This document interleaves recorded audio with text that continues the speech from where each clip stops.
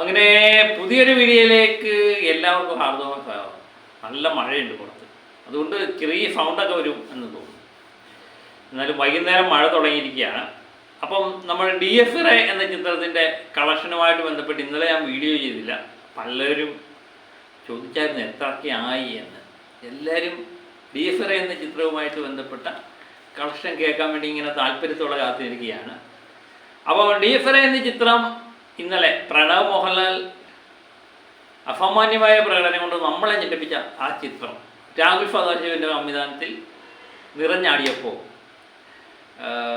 മലയാളത്തിൽ നിന്ന് ഈ ചിത്രം ഇന്നലെ കണക്ട് ചെയ്തത് 45 ലക്ഷം രൂപയാണ്. അങ്ങനെ കേരളത്തിൽ നിന്ന് മാത്രമായി ഈ ചിത്രം നേടിയത് 33 കോടി 90 ലക്ഷത്തിലേക്ക് എത്തിയിരിക്കും. 33 കോടി 90 ലക്ഷമാണ് ഇന്നലെ വരെ കേരളത്തിൽ നിന്ന്. 34 കോടി ഇന്ന് തയ്ക്കുമെന്ന് ഏകദേശം ഉറപ്പാക്കിയിരിക്കുകയാണ്. ഇതിൻ്റെ പ്രത്യേകം നമ്മൾ നോക്കേണ്ടത് ഇന്ത്യ ഗ്രോഫായിട്ട് കാണിക്കുന്നത് 44 കോടി 20 ലക്ഷം രൂപയാണ്. 44 കോടി 20 ലക്ഷം. അതിലെ 33 കോടി 90 ലക്ഷം മാത്രമേ ഉള്ളൂ കേരളത്തിലെ കളക്ഷൻ. ബാക്കി ഇന്ത്യയിലെ ബാക്കി സംസ്ഥാനങ്ങളിൽ നിന്നാണ് ഈ ചിത്രം തൂത്തുവാരിയിരിക്കുന്നത്. അതിനെ സംബന്ധിച്ച് എനിക്ക് തോന്നുന്നു ഒരു മികച്ച ഓപ്പണിംഗ് തന്നെയാണ് പലയിടത്തുനിന്നും കിട്ടിയിരിക്കുന്നത്. പ്രത്യേകിച്ച് കർണാടക, തമിഴ്നാട് എന്നിടങ്ങളിലെല്ലാം. അങ്ങനെ കേരളത്തിൽ ഒഴിച്ച് ബാക്കിയുള്ള ഇന്ത്യൻ സംസ്ഥാനങ്ങളിൽ നിന്ന് മാത്രമായിട്ട് ഇത് 10 കോടി 30 ലക്ഷം രൂപ നേടിയിരിക്കുന്നു എന്നുള്ളതാണ്. 10 കോടി 30 ലക്ഷം. അങ്ങനെ കേരളത്തിൽ നിന്ന് 33 കോടി 90. അങ്ങനെയാണ് ഇന്ത്യ ഗ്രോഫായിട്ട് 44 കോടി 20 ലക്ഷം കാണിക്കുന്നത്.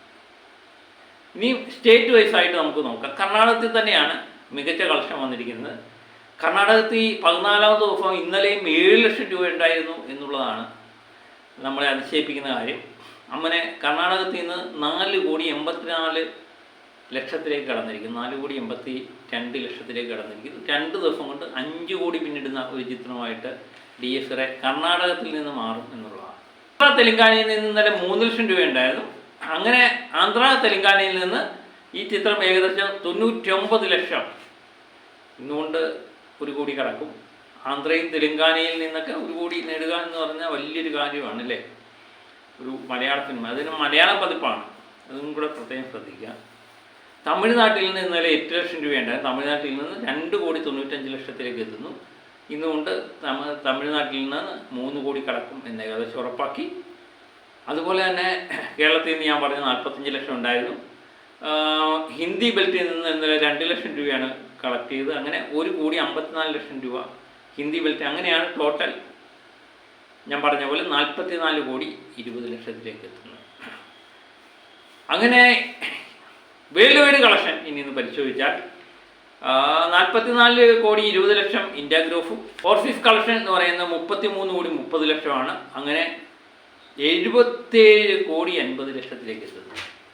അപ്പോൾ ഇന്നോ നാളെയോ കൊണ്ട് ഏകദേശം 80 കോടിയിലേക്ക് കടക്കുന്ന ചിത്രമായി DFR മാറുന്നു എന്നുള്ളത് പലർക്കും അപ്രാപ്യമായ കാര്യമാണ്.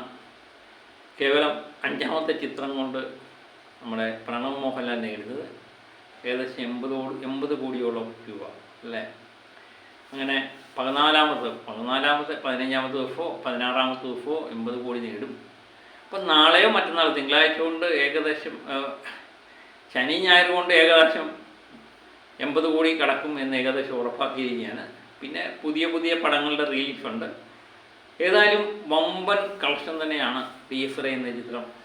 കേവലം 10-12 കോടി മുടക്കുമതിൽ എടുത്ത ഈ ചിത്രം വമ്പൻ കളക്ഷനാണ് നിർമ്മാതാക്കൾക്ക് നേടിക്കൊടുത്തിരിക്കുന്നത്. അപ്പം പ്രണവ് മോഹൻലാലിൻ്റെ ഒരു മാജിക്ക് DFR എന്ന ചിത്രം വിജയകരമായി പ്രദർശനം തുടരുന്നു. അതുകൊണ്ട് തെലുങ്ക് പതിപ്പിൻ്റെ ഇതുമായിട്ട് വരുന്നുണ്ട്. മികച്ച രീതിയിലുള്ള കളക്ഷൻ വരുന്നുണ്ട് എന്ന് തന്നെയാണ് നമ്മളറിയാം. ഏകദേശം 1/2 കോടി രൂപയ്ക്ക് അടുത്ത് ഈ 7ാം തീയതി ആയിരുന്നു റിലീസ് തെലുങ്ക് പതിപ്പിൻ്റെ. അപ്പം ദിവസങ്ങൾ കഴിയുന്തോറും അത് മികച്ച രീതിയിലുള്ള കളക്ഷൻ നേടിയെന്നുണ്ട് എന്ന് തന്നെയാണ് നമുക്കറിയാൻ പറ്റുന്നത്. അപ്പം അങ്ങനെയാണ് DFRയുമായിട്ട് ബന്ധപ്പെട്ട വാർത്തകളും വിശേഷങ്ങളൊക്കെ വരുന്നത്. അപ്പം പുതിയ വാർത്തകളും വിശേഷങ്ങളും ഒക്കെ ആയിട്ട് വീണ്ടും ഞാൻ എത്താം. അപ്പം എല്ലാവരും സപ്പോർട്ട് ചെയ്യുക. അപ്പം മറ്റൊരു വീഡിയോ ആയിട്ട് എത്തും വരെ ഓക്കെ ബൈ.